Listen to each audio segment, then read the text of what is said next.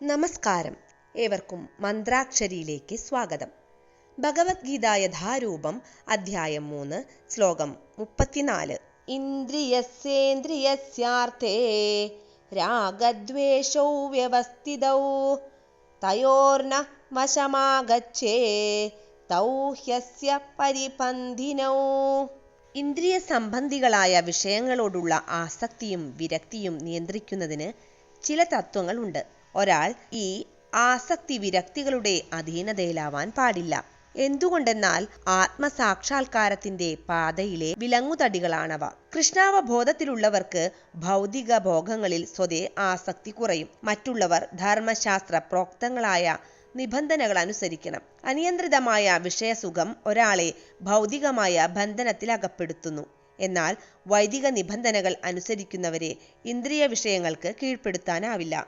ഭൗതിക ശരീരം നിലനിൽക്കുന്ന കാലത്തോളം അതിന്റെ അത്യാവശ്യങ്ങൾ നിറവേറ്റാവുന്നതാണ്. പക്ഷേ ചില നിബന്ധനകൾക്ക് വിധേയമായി വേണമെന്നു മാത്രം. എന്നിരുന്നാലും ഇത്തരം നിബന്ധനകൾ നമുക്കനുവദിക്കുന്ന സൗജന്യത്തെ ആശ്രയിക്കാൻ പാടില്ല.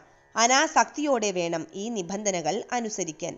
എന്തെന്നാൽ നിയമാനുസൃതമായ ഇന്ദ്രിയ സുഖഭോഗങ്ങളും ഒരാളെ വഴിതെറ്റിച്ചെന്നു വരാം. കൃഷ്ണാവബോധത്തോടുള്ള ആസക്തി അഥവാ പ്രേമപൂർവമായ ഭഗവത് സേവനം ഒരാളെ ഏതുവിധമുള്ള വൈഷ്ഠിക പ്രവർത്തനങ്ങളിൽ നിന്നും മുക്തനാക്കുന്നു.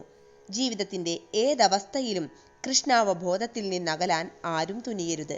കൃഷ്ണാവബോധത്തിന്റെ ഉന്നതതലം പൂകലാണ് എല്ലാത്തരം വിഷയവിരക്തിയുടെയും ഉദ്ദേശം. ശ്ലോകം 35. ശ്രേയാൻ സ്വധർമ്മോ വിഗുണഃ പരധർമാൽ സ്വനുഷ്ഠിതാത് സ്വധർമ്മേ നിധനം ശ്രേയഃ പരധർമ്മോ ഭയാവഹഃ.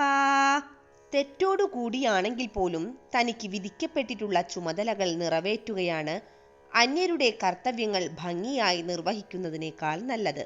സ്വകൃത്യ നിർവഹണത്തിൽ നാശം സംഭവിക്കുന്നതും മറ്റുള്ളവരുടെ കർമ്മം ചെയ്യുന്നതിനേക്കാൾ ശ്രേയസ്കരം തന്നെ. അന്യരുടെ വഴി സ്വീകരിക്കുന്നത് ആപത്കരമാണ്.